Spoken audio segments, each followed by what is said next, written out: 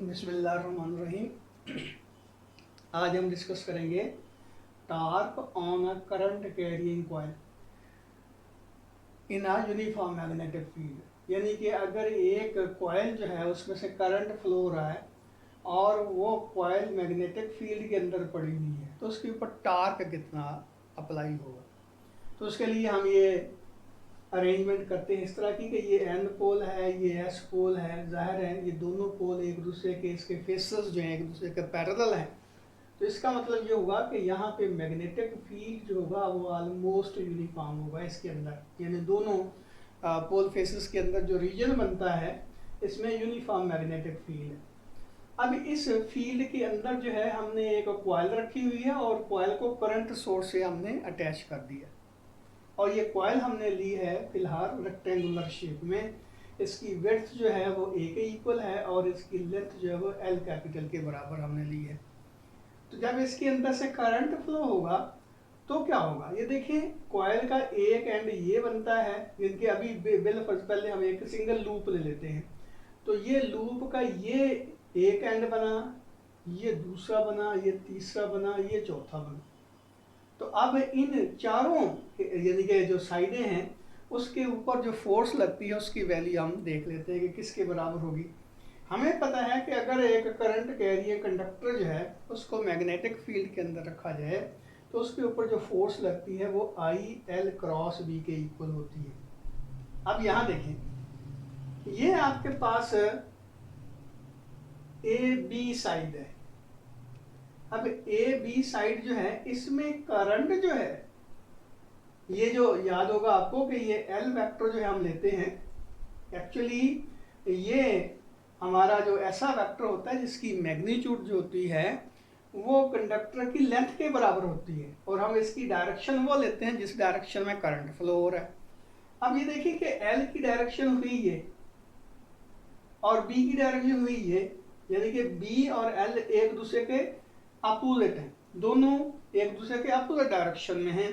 तो इस सिचुएशन में जो फोर्स बनेगी एफ कह लें, ये एफ ए बी कह लें।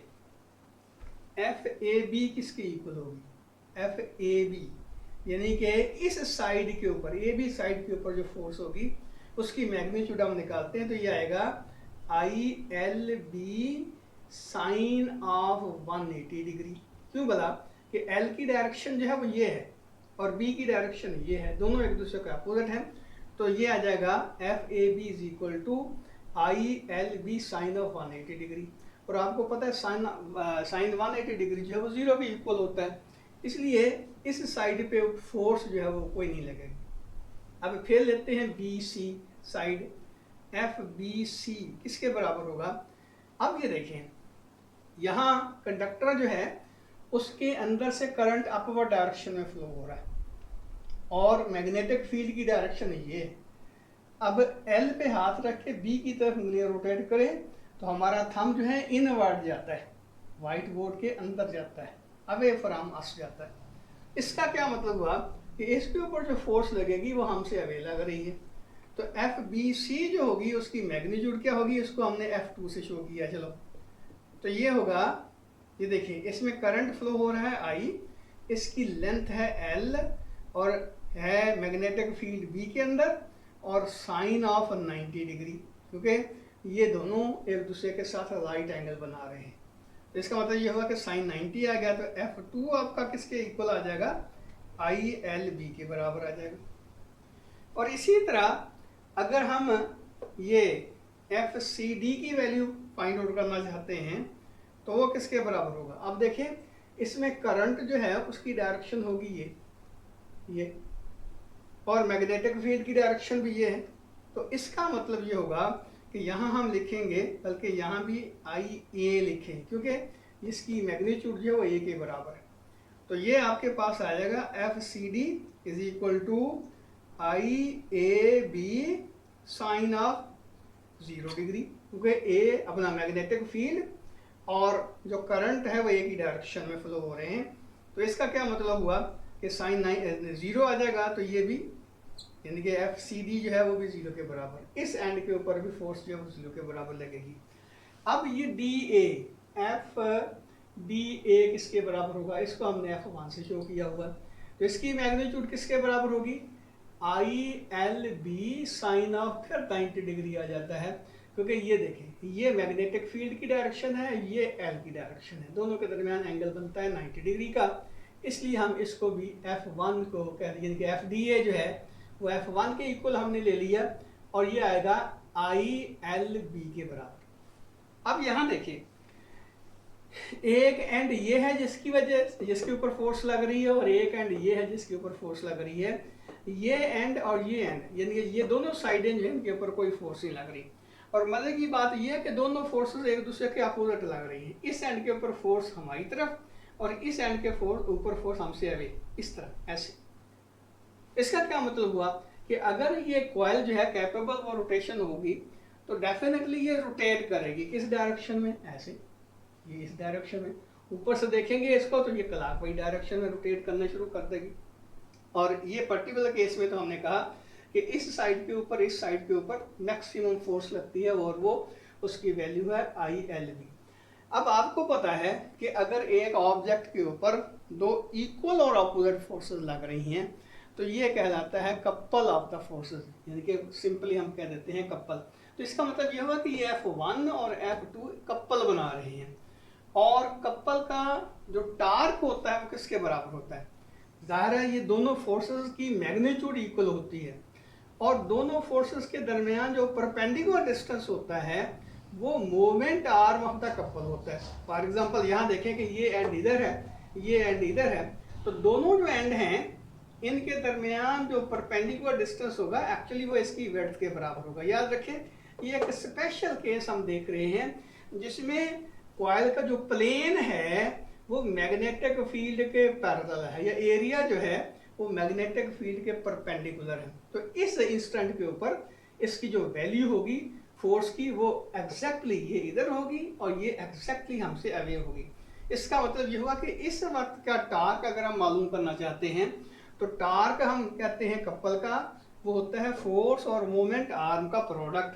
अब फोर्स लगती है आई एल बी के इक्वल, ये देखें आई एल बी, ये भी आई एल बी है, ये भी आई एल बी है, और दोनों के दरमियान जो लीस्ट या परपेंडिकुलर डिस्टेंस है जो कि टार्क अपना कपल का मोमेंट आर्म कहलाता है, तो ये आपके पास आ जाएगा ए, यानी कि दोनों के दरमियान जो परपेंडिकुलर या लीस्ट डिस्टेंस है वो ए के इक्वल है।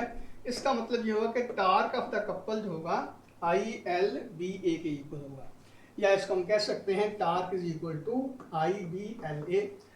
लेकिन एक देखिए एल ए क्या है, एल इस रेक्टेंगुलर कॉइल की लेंथ है और ए इसकी विड्थ है, तो लेंथ और विड्थ का जो प्रोडक्ट होता है वो एरिया के बराबर होता है, और ये हम इसका एरिया जो ले रहे हैं ये एक्चुअली प्लेन का एरिया, सरफेस एरिया ले रहे हैं एल, क्योंकि इसको स्केलर फॉर्म में ले रहे हैं, वेक्टर फॉर्म में तो आपको पता है कि इसकी डायरेक्शन जो है इसके नॉर्मल होगी, तो हम इसकी मैग्नीट्यूड ले रहे हैं। तो इसका मतलब ये हुआ कि हम कह सकते हैं कि टार्क जो होगा उसकी मैग्नीट्यूड होगी आई बी ए के इक्वल, यानी कि एल ए जो ए के बराबर होगा, और उसकी जो डायरेक्शन है वो फाइंड आउट की जा सकती है। यहाँ देखें हमने कहा कि ये ऊपर से देखते हैं तो एंटी क्लॉकवाइज डायरेक्शन में, इसकी वजह से ये हमारा कॉइल जो है रोटेट कर सकती है। अब अगली बात ये देखें कि हर वक्त ये तो हमने स्पेशल केस लिया था कि कॉइल का प्लेन जो है वो मैग्नेटिक फील्ड के पैरेलल है, लेकिन हर वक्त ये सिचुएशन तो नहीं रह सकती ना, ये रोटेट भी कर सकती है। तो कॉइल जो है बिलफर्ज किसी एंगल के ऊपर रोटेट करते हुए यहाँ पे आ गई है, इनकी रोटेट कर रही है, उसकी इंस्टेंटेनियस पोजीशन ऐसी है कि कॉइल को ऊपर से जब देख रहे हैं, इधर से ये देखें ये सी पॉइंट है, ये डी पॉइंट है, तो ऊपर से जब हम इसको देखते हैं तो मैग्नेटिक फील्ड जो है वो तो उसी तरह होगा, एन से एस की तरफ ये मैग्नेटिक फील्ड है, और इसके अंदर ये कॉइल पड़ी हुई है। अब यहाँ देखें कि इस एंड के ऊपर जो करंट है वो हमसे अवे जा रहा है, ऊपर से देख रहे हैं नीचे की तरफ आ रहा है करंट, इसका मतलब यह है कि एल की डायरेक्शन ये होगी और बी की डायरेक्शन ये है।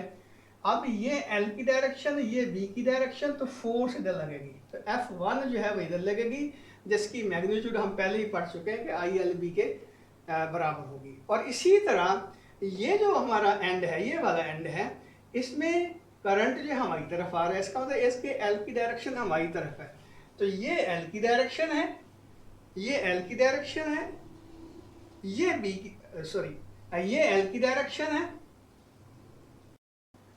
तो इस एंड पे करंट हमारी तरफ आ रहा है, इसका मतलब ये हो कि ये एल की डायरेक्शन है, ये बी की डायरेक्शन है, तो फोर्स अपवर्ड डायरेक्शन में लग रही है, यानी कि ये एल ये बी, फोर्स ऊपर। तो अब ये देखें कि दोनों एंड के ऊपर जो फोर्स लग रही हैं, एक फोर्स ये है, दूसरी फोर्स है ये। अब फोर्स की मैग्नीट्यूड तो आई एल बी के बराबर ही होगी, लेकिन इसका जो मोमेंट आर्म होगा वो देखें, ये परपेंडिकुलर डिस्टेंस होगा ये वाला। तो ये डिस्टेंस कितना बनता है? हमने कहा कि कॉइल की जो विड्थ है वो ए के इक्वल है, ऊपर से देख रहे हैं तो विड्थ हमें नजर आ रही है इसकी ए के इक्वल है।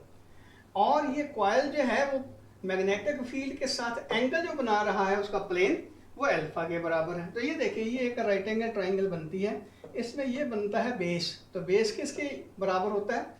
Hypotenuse into cos of theta. तो थीटा की जगह यहाँ हमने अल्फा लिखा, इसका मतलब ये हुआ कि ये ए कॉस ऑफ अल्फा के बराबर हुआ। और ये क्या होगा?